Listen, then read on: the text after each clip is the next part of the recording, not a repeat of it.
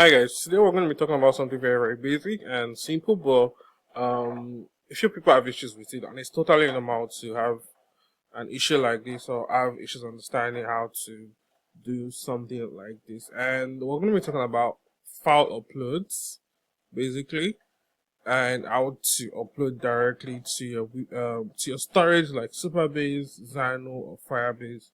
But this video is going to be focused more on Supabase and WeWeb file upload because Xano has a very basic setup for it with their APIs, and it's quite easy, especially with their documentation. But there's a little bit of inconsistency that a few people have said they're confused with, and I just want to show you how it works basically.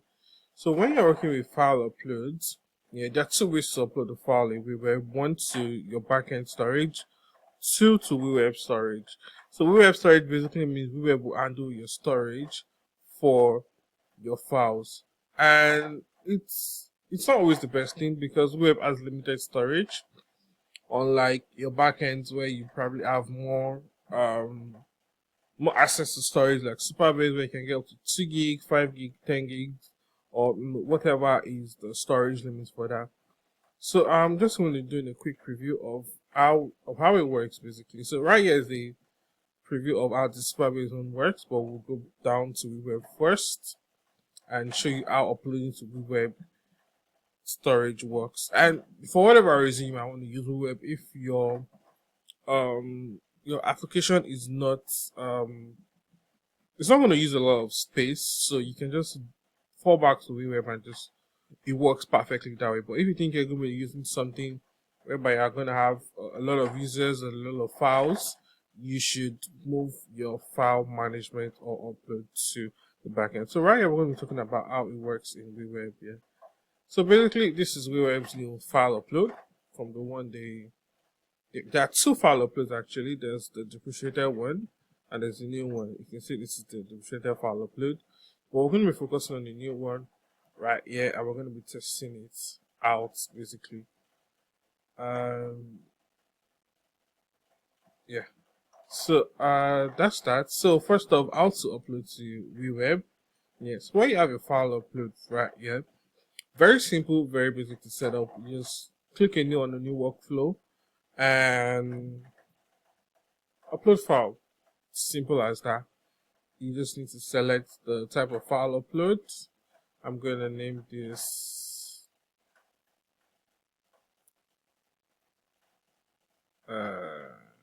I'm going to name this upload WeWeb,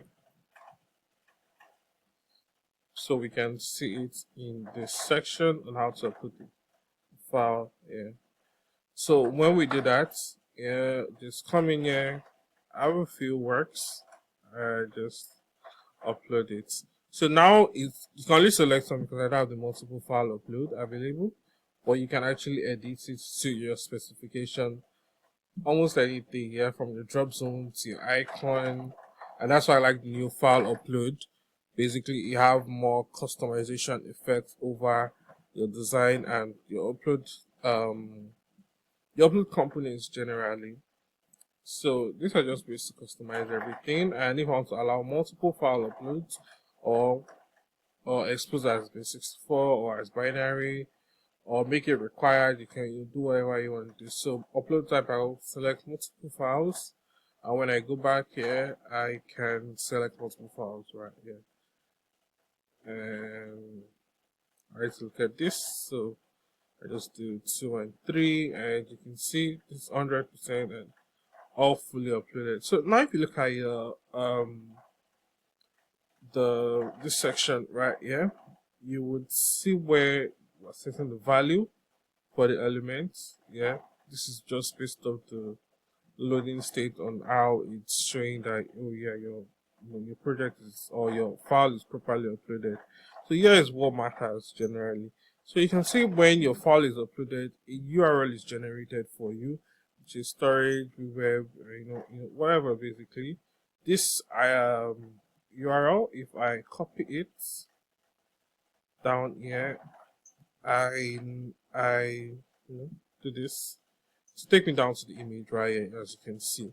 So this means we've uploaded to WeWeb, and if we come here and check our file storage, you can see we have multiple files here. It's not coming up. I think I need to reload. But generally, we have multiple files in this section, and this is where you can manage your files uploaded by your users, or whatever basically. So moving on, we're going to be looking at Supabase and how to upload your file to Supabase at a single go. So I already have a simple setup right here. I've created my Supabase backend basically. I'm not going to authentication, just the Supabase. I'm not going to open it so I don't share my sensitive information. Yeah. And so this is something very, very simple. Yeah. So when you're working with multiple file uploads, take note, multiple file uploads. If it's a single file upload, you don't need to go with this setup. You can go with something else very, very basic. So on change right here, you can see right here, on change basically, not on click, so you don't make that mistake. It's on change, which means when you a user adds, or when they make a change to the file upload. I'm changing my variable. I'm creating a variable and I'm changing it to whatever I'm uploading basically, which is an array. Yeah, so if I come in here and I upload a file like this,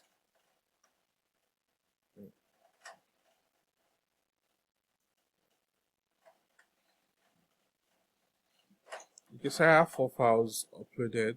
Yeah, my file size warning is there, but basically I have 4 files uploaded. Oh, 5 rather. That was a mistake on me. 5 files uploaded. So you can see right here in the debug section that you have a different value in here basically. You have your ID, your MIME type, the name, modified, generally more information that we had with the direct WeWeb file upload. Yeah. Where do we have our WeWeb upload? Yeah. That just generated this, which was just a link, a name, and the extension, the tag, and the size of the file. Basically, I'm uploading an image, so that's that. And this are the information that would allow us, that we would send to Supabase, that will allow us save our information. So I'm just going to delete a few things, yeah, to maintain space. So you can see on change, yeah, as I'm deleting and adding more files, my variable is making those changes, yeah.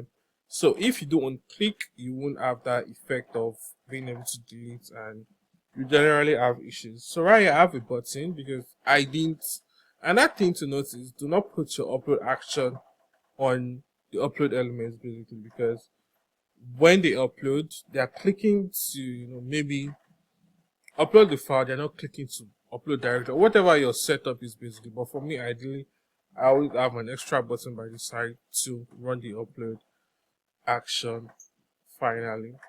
So what I do right here is this, which is an iterator that says I have my image data value that we have right here for when we uploaded.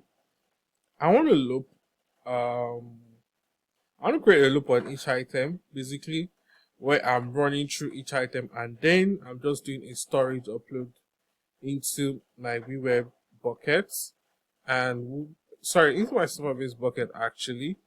And we have a quick review of my Supabase buckets is this, where I have a bucket called images. You can create a Supabase bucket easily. If you don't know how to create one, just create a test one called updates. You can make a public bucket or a private bucket. The difference between a public and a private is that private, you only have access to it, or you can control access to a private bucket. But public means anyone that gets the link can basically view the file. Yeah. So like you can see, you just carry objects in public without authorization. Even though you still have row level security, yeah, regardless, once they go past that, they can view the file without any issues. And yeah, just additional configurations like you want to restrict the size to 100, 200, 50, MB or whatever, and the MIME type for your image, either as a video or MP4. You want to only have videos in this bucket or audios, and you want to be able to prevent mistakes from users, basically. So just click on save right here. I've created a new bucket, right? And another thing you need to know about your bucket is select up your policies for your bucket. You can see right here I have two policies for my image bucket, which is select and upload. Yeah, just for the update bucket I created, new policy, create from scratch, quite easy. You can just do something like this, which is select, which allows you get signed URL for your image, create a signed URL, which allows you to, let's say you want to get a image link. This is what works with it. This is get public URL on whatever, and this is to insert a new video or a new file. Basically, you can see upload and get public URL, and this is where we make an update. So in our case, we're just inserting and we are working on select. So let's just say insert. Depending on how you have your bucket set up or whatever your specification is, you might make certain changes. So we're just going to insert, you've created your policy that way. And you can create a new policy also for updating.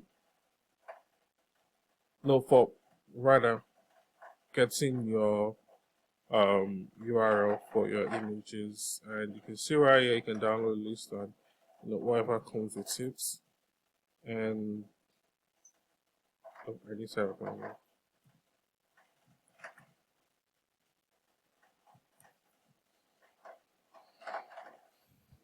And you can save the policy, and like that you can get your image and upload your image. I'm not going to be going into this. I know it works basically, but that just shows you how to set up your buckets basically. So I'm just going to delete this random files I have in my bucket and show you our upload basically.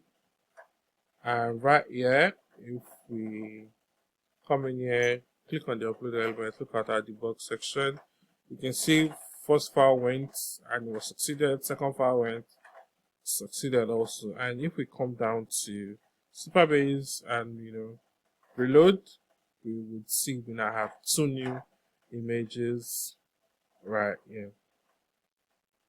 So if you ever find yourself not actually seeing your images properly and you need to troubleshoot from WeWeb, the issue is that you are not selecting, or you have an issue with your upload basically, or maybe your upload is in a modal or whatever, but basically your upload should return a value like I showed you earlier in this.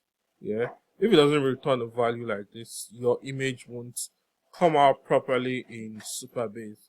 And that's how to create a simple file upload, WeWeb and Supabase. Let me know what your thoughts are. Like and subscribe to see more videos like this.